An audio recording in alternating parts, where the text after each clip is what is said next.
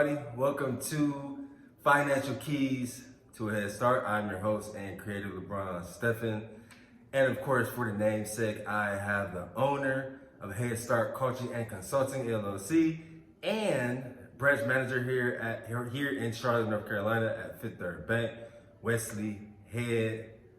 Thank you for carving out the time. TV land. Anytime. Yes, sir.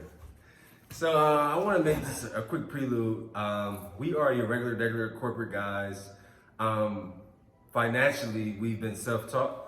So we're not experts, we're not gurus, we don't have a bunch of certificates, anything to that nature. But as we learn and grow with financial literacy, we want to give the game to you all. So this is how this partnership came to mind. Part 2.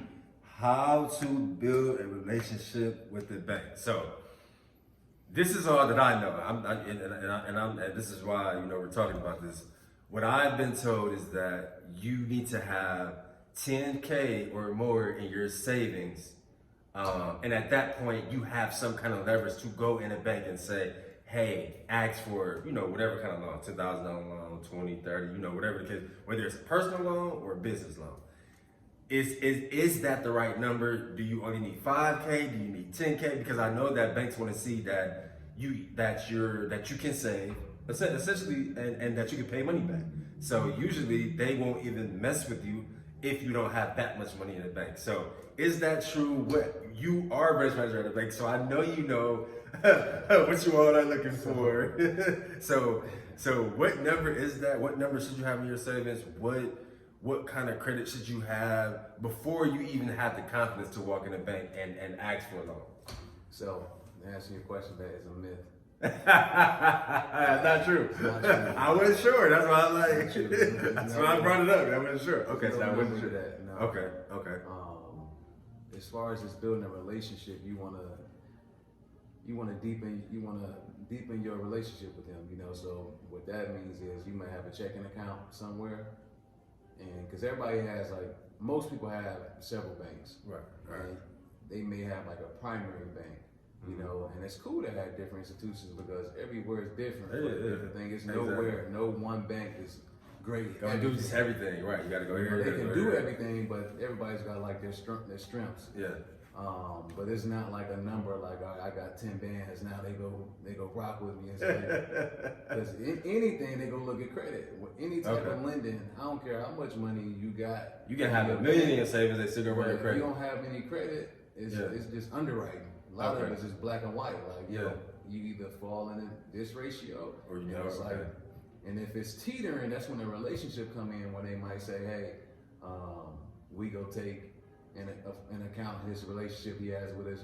They've been banking with us for this long. Yeah. They've had this loan, that loan, paid it back. Then that's but if you just all out of whack all together, that ain't gonna matter. But if it's like a hairline, it's teetering, okay. Then they can lean on that relationship. Okay, we got history. Okay, so say, hypothetically speaking, say I have 5,000 in savings, and I have a 762 credit score, on Equifax and TransUnion. What kind of loan could I walk in the bank and ask for? Would I be in the high percentile to get approved for a loan with those two factors? Absolutely. More so just off the credit, because that's a strong credit score. Right. Now, the other factor in that is your income, and that's what's going to pretty much determine how much you may get approved for. Okay. So say for example, even with the credit card, somebody might have good credit, but they may not make a lot of money or anything like that. So they'll probably have a small credit line, because they're assessing your debt to income. Right. So would I have to bring in pay stubs? Would they have to be able to see how much I'm bringing in every 2 weeks? How do they run that? I mean, maybe at a smaller institution, but literally, you go into a bank, they just tell you if you're just looking for a personal loan or something like that, you don't have to do that. But if you're talking about a mortgage or something like that, then you gotta show the receipts. You gotta have your W-2s, you gotta have your pay stubs. Right. But just like a personal loan or something like that, or a line of credit or credit card, you don't have to have proof of that. Okay.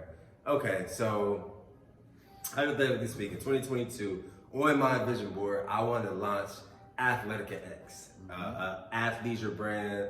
I'm passionate about fitness. I've been training since I was 8 years old, but I have 5,000 in my personal. I have a 762 credit score. I bought my LLC. I opened my business account. I got 2,000 in there. But now I want to apply for a business credit card. I want a little bit of capital to start ordering, to start manufacturing shirts and manufacturing products to start sell for Athletica X. Like we talked about, I got that money saved. I got my credit score at 762. 9 out of 10 times, I will be able to get approved for a business credit card. Yeah. Depending on the institution, though, everybody's different, especially after the pandemic. Okay. Been a little funky with the underwriting and everything. And then, like, what kind of loan could I get for my business? So I could like order in bulk all the products that I want to sell, via e-commerce, right? What kind of loan could I get? Because I gotta order, I gotta get products manufactured, and I gotta get a functional, website. And as we know, for e-commerce, a nice functional website is not cheap. Yeah. So what kind of loan could I get to get that business, off his feet? Just a business loan, but again, a lot of times people don't start off with that. And the misconception I think people have is you gotta conduct business. You gotta have a business loan or a business credit card, which you don't. Yeah. You can just get personal. Right. And then a lot of times that's how you have to do it, because if you start off business, nobody's gonna lend any money to you because you haven't made any money in the business. Yeah, it's nothing like you don't have nothing. You can't prove that that you can pay them back. And that's why it's so hard for people to get started, because people always ask me, well, I'm a startup. I'm gonna do this. I'm supposed to. If I had the money, I wouldn't be asking y'all for it. Exactly. And what I noticed is like people hit that roadblock and they get discouraged. Like they get discouraged and then say, man, F it, I ain't going, I ain't even gonna start this business. I'm just keep being an employee. People get frustrated, and you gotta kind of have that wherewithal, but you still gotta push through. So, okay. So I would say, it's good to have some liquid capital. But again, the credit piece, now you got credit cards that you may have, 5, 10, 15, 20 bands on there. Now you can use that to fuel your business. And once you start rolling with your business and you operate, and then you can go for business. Hey, I've been, operating up under this business for, however long. These are my sales, revenue's been increasing year over year. I'm asking for this much and all that. And they go assess that, same thing with personal, how much money, business is generating. Then it's like, okay, so we feel comfortable. All right. We can break you off with that. Yeah, okay. That's a great game. I hope you are listening. That was part 2 of how to build a relationship with a bank to, get a loan, whether that's business or personal.